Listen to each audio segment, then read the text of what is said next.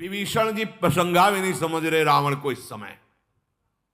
भगवान शिव बोल पड़े, देखो उमा देखो, उमा विभीषण रावण ही सन्मुख चितौ की काऊ। आज तक कभी रावण के नेत्र में नेत्र मिलाने की सामर्थ्य विभीषण में नहीं रही। मारपीट और कड़ुआ बोलने की तो बात, जब लात भी मारी थी तब यही कहा था, तुम पे तो सरेस भले, नेत्र नीचे करके। उमा आज तक आंख नहीं मिलाने की हिम्मत थी, आज वही विभीषण ललकार ललकार करके रावण को मार रहा है। ये देखो राम का प्रताप। रावण को लग रहा है कि साक्षात काल ही विभीषण के रूप में हमसे युद्ध कर रहा है। ये भगवान का प्रभाव। विभीषण जी को युद्ध करते देखकर हनुमान जी ने विभीषण जी से कहा, आप हटो, और विशाल पर्वत लेकर उस पर प्रहार किया। रथ घोड़े सारथी संहार कर डाला और लात मारी छाती पर रावण की। रावण कंपायमान होने लगा, कांपने लगा। विभीषण जी भगवान श्री राम के पास गए, ललकार ललकार कर हनुमान जी उस पर प्रहार कर रहे हैं। जब हनुमान जी ने देखा इसकी मूर्छा दूर हुई तो आकाश की तरफ उड़ने लगे, पूंछ पकड़ ली। हनुमान जी उसको साथ लिए ऊपर उड़ रहे। फिर आकाश में ही वो माया से युक्त होकर हनुमान जी से युद्ध कर रहा है। छल बल करके बहुत उपाय किए पर हनुमान जी को परास्त कर नहीं पा रहा। श्री रघुवीर जी का स्मरण करके ललकार करके रावण को हनुमान जी पीट रहे। फिर पृथ्वी पर पटक दिया। रघुवीर जी ने बानरों से कहा, डरना मत इससे, अब चाहे जितनी प्रबल माया प्रकट करे तुम डरना नहीं। अदृश्य हो गया रावण। फिर अनेकों रूप धारण कर लिए। जितने रीछ बानर उतने रावण पास। पहले ही प्रभु ने कहा था डरना नहीं।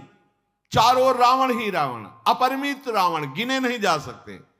भालू बानर अंदर से घबरा गए। लक्ष्मण जी, रघुनाथ जी, ये देखो रावण ही रावण आसपास है। दसों दिशाओं में करोड़ों अरबों रावण घोर गर्जना करते हुए। देवता भी डर रहे हैं, जय की आशा छोड़ दी। एक रावण ने तो त्रिभुवन को रुला दिया था, तो करोड़ों अरबों रावण प्रकट हो गए। जो प्रभु की महिमा जानते थे वो थोड़ा गंभीर हैं कि इसकी माया चलेगी नहीं। कौशलपति श्री राम जी हंस करके सारंग धनुष पर बाण चढ़ाया और सब मायावी बने हुए राक्षसों को नष्ट कर दिया। एक क्षण में माया नष्ट हुई। फिर रावण अकेला। श्री रघुनाथ जी ने, जो बानर भयभीत हो रहे थे, भुजा उठाकर कहा, लौटो, डरो मत। हाँ, ऐसे ही श्री रघुनाथ जी ने बल प्रदान किया। रीछ बानर दौड़ रहे हैं। रघुपति जी फिर वही शीश भुजा उसके बार बार काट रहे हैं। ये सूचना सियाजू को मिली कि मारे ही नहीं मर रहा है। बार बार शीश भुजा काटने पर भी सीता जी के हृदय में बड़ा भारी विषाद प्रकट हुआ। मुख उदास हो गया। भारी चिंता उत्पन्न हो गई। त्रिजटा से बोली, माता ये मर क्यों नहीं रहा है रावण? ये कैसे मरेगा? रघुनाथ जी के अमोघ बाण उसके सर काट रहे हैं, भुजा काट रहे हैं। ये विपरीत बात कैसी हो रही? भगवान का अमोघ बाण है, मर क्यों नहीं रहा है? इसको तो मर जाना चाहिए। मेरा दुर्भाग्य ही शायद उसको जिला रहा है। मुझे भगवान के चरणों से अलग जिस भाग्य ने किया वही भाग्य उसे जिला रहा है। बहुविधि कर बिलाप जानकी, करि करि सुरति कृपा निधान की। कह त्रिजटा सुनु राजु कुमारी, उरसर लागत मरई सुरारी। जानकी जी रुदन करने लगी, हे नाथ, आपके चरणों से अभी कितने पल विमुख रहना पड़ेगा। एक एक पल यहां कल्पों के समान व्यतीत हो रहा है।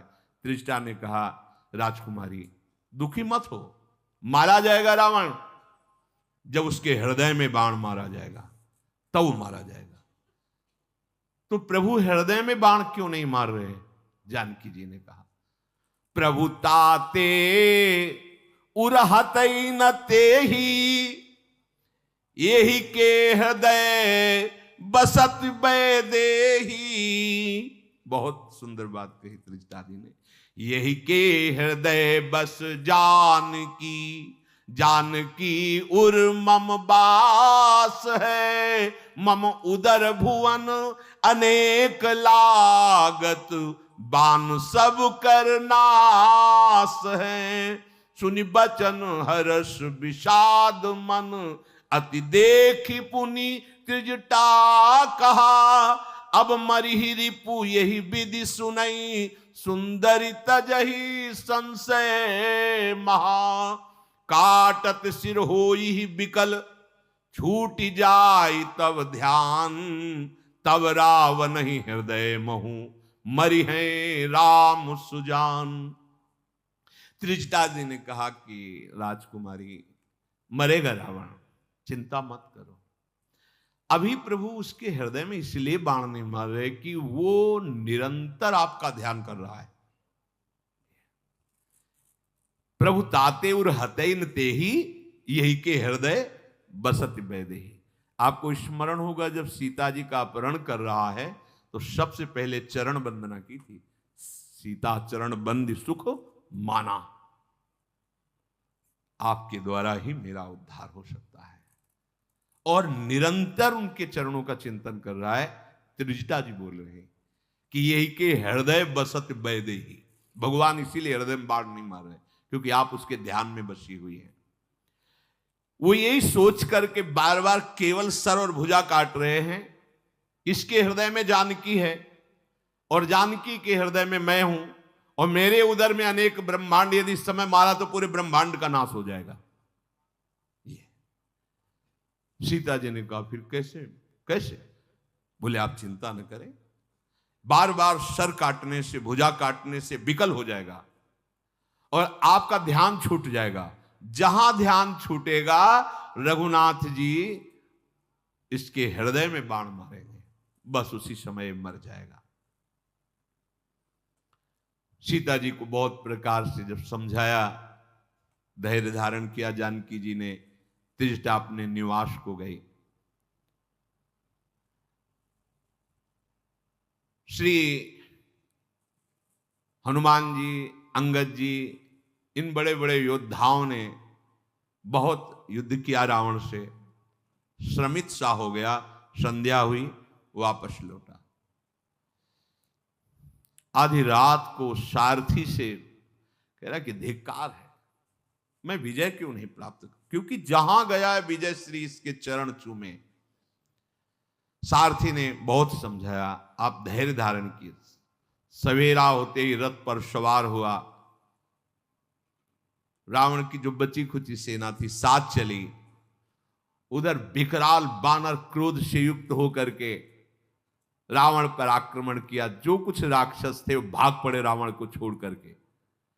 चारों ओर से नख से, दांतों से रावण पर प्रहार कर रहे। देख महामरकट प्रबल रावण कीन विचार, अंतरहित हुए निमिषमो कृत माया विस्तार। तुरंत वो अंतर्धान हो गया और माया का विस्तार करने लगा। अब जिधर देखे यहां दिखाई दिया, उधर प्रहार किया, वो वहां दिखाई दिया, पकड़ में ही नहीं आ रहा है। भगवान बानरों से कहा तुम फिर शांत हो जा। काटे सिर भुज बार बहु मरत न भट लंकेश, प्रभु कीरत सुर सिद्ध मुनि व्याकुल देखी कलेश। भगवान फिर वही लीला, सर काटना, भुजा काटना। भगवान को इस तरह से देखकर विभीषण जी नजदीक आए और कहा प्रभु ऐसे नहीं मरेगा। भगवान शिव कह रहे उमा संशय मत करना, काल भी इनके संकल्प से नष्ट हो जाएगा। नर लीला कर रहे हैं। क्या प्रभु सर्वज्ञ जानते ले? जो प्रभु के शरणागत जन है वो जानते हैं प्रभु की इस महिमा को। विभीषण जी की शरणागति कैसी पुष्ट है कि कहा सर्वज्ञ, पहला शब्द कहा हे सर्वज्ञ। यद्यपि आप जानते हैं चराचर के स्वामी, शरणागत का पालन करने वाले, इसकी नाभिकुंड में अमृत निवास करता है।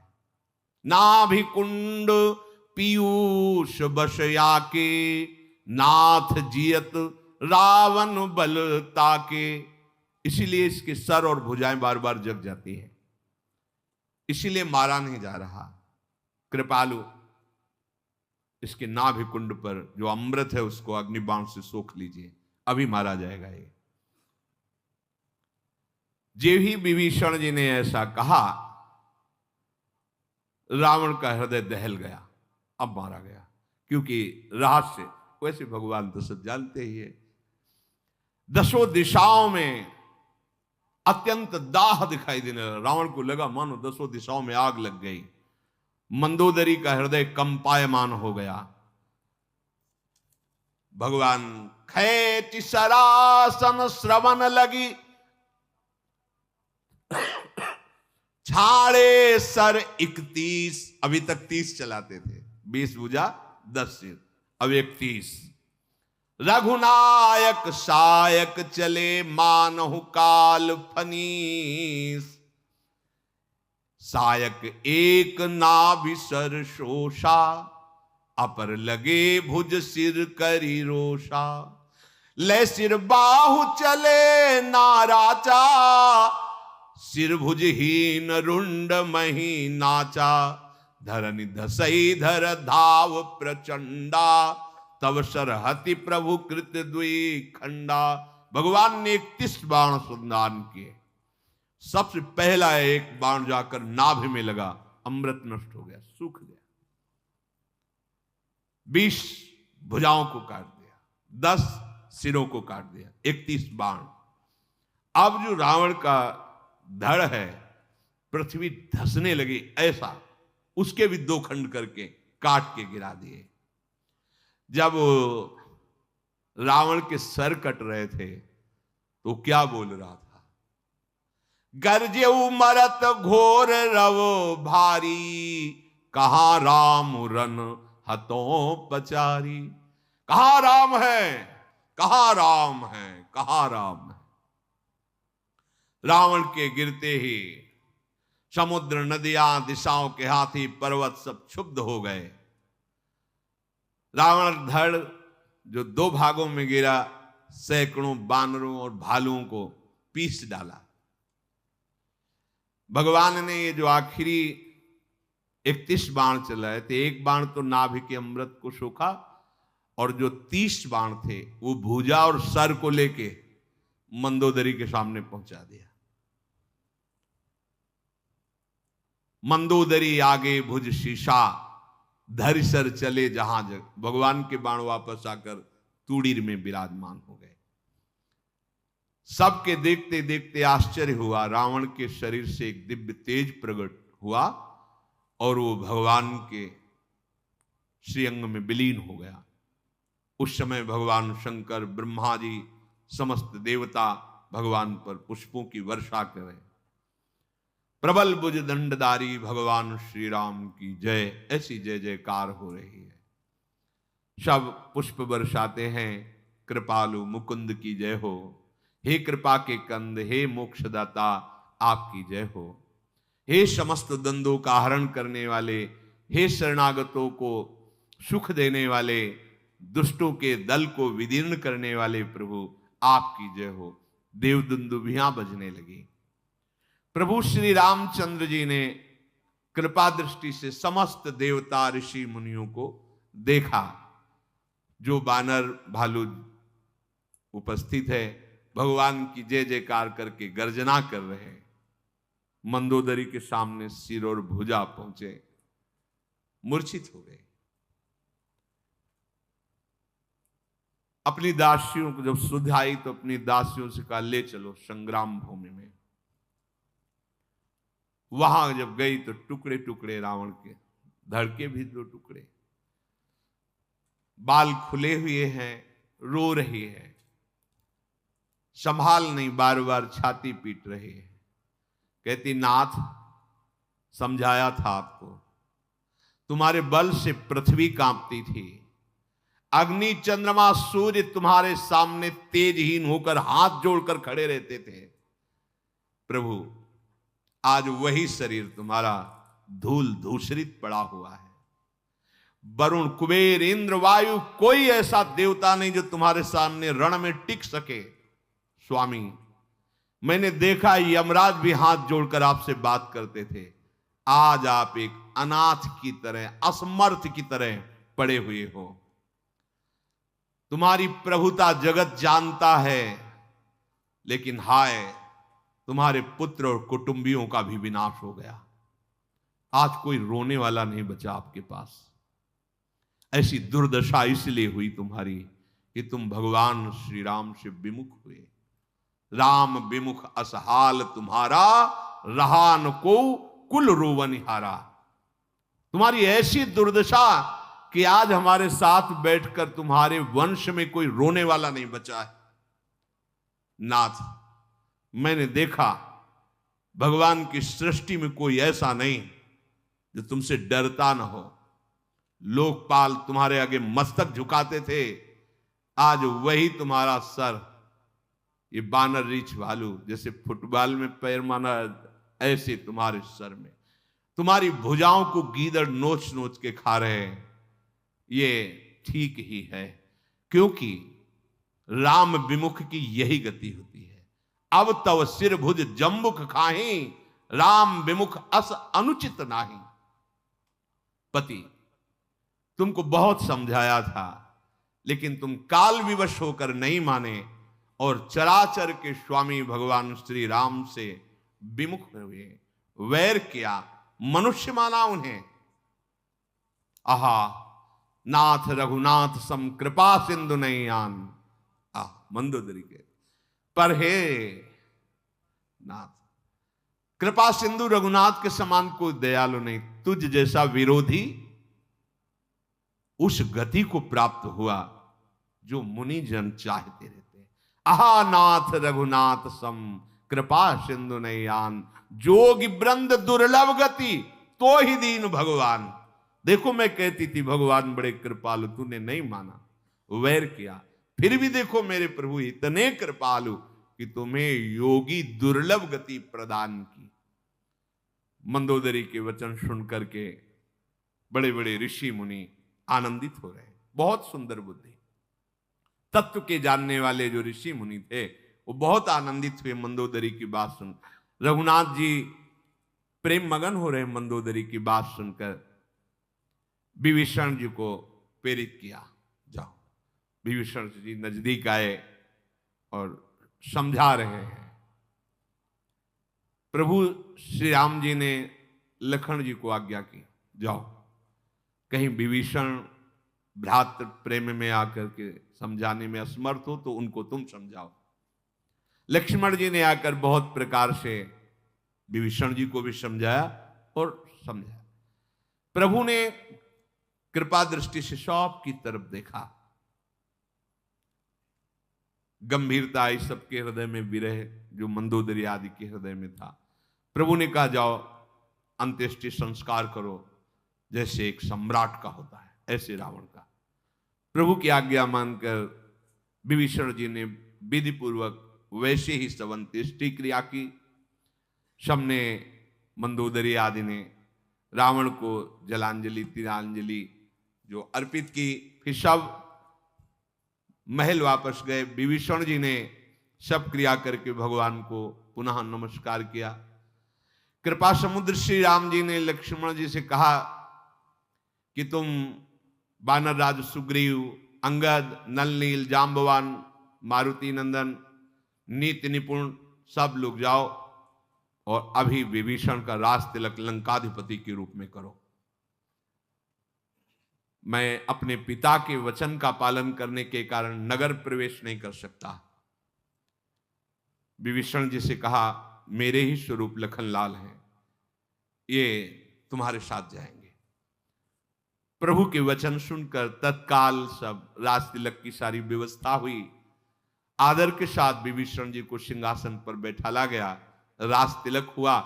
फिर लखनलाल और सब ने हाथ जोड़कर विभीषण जी का स्तवन करके नमस्कार किया। जिसे राजा बनाया जाता है उसमें भगवान का आवेश माना जाता है, भगवान साक्षात विराजमान है, ऐसा कह के सबने नमस्कार किया, स्तवन किया। विभीषण जी सहित फिर सब प्रभु के पास आए। रघुवीर जी ने सबको बुला लिया और प्रिय वचन कह के सुखी किया। भगवान ने अमृत के समान वाणी कहकर सुखी किया कि समस्त सेना के जो बचे हुए ऋषि वानर थे कि आपके बल से मारा गया रावण, ये जो विजय हुई ये सब आपके सहयोग से हुई, आपके बल से विभीषण को राज्य मिला। तुम्हारा यश तीनों लोकों में नित्य नया नूतन बना रहेगा। जो मेरे सहित तुम्हारी कीर्ति का गान करेगा वो बिना श्रम के, बिना किसी अन्य साधन के समस्त पापों से रहित होकर मेरे परम धाम को प्राप्त करेगा। भगवान ने ऐसा कहा कि जो मेरे चरित्र का गायन करेगा, सुनेगा, वो बिना किसी अन्य साधन के भी पाप रहित होकर मेरे परम धाम को प्राप्त होगा। प्रभु के वचन श्रवण सुनी नहीं अघाहि कपिपुंज, बार बार सिर नावहीं गहई सकल पद कंज।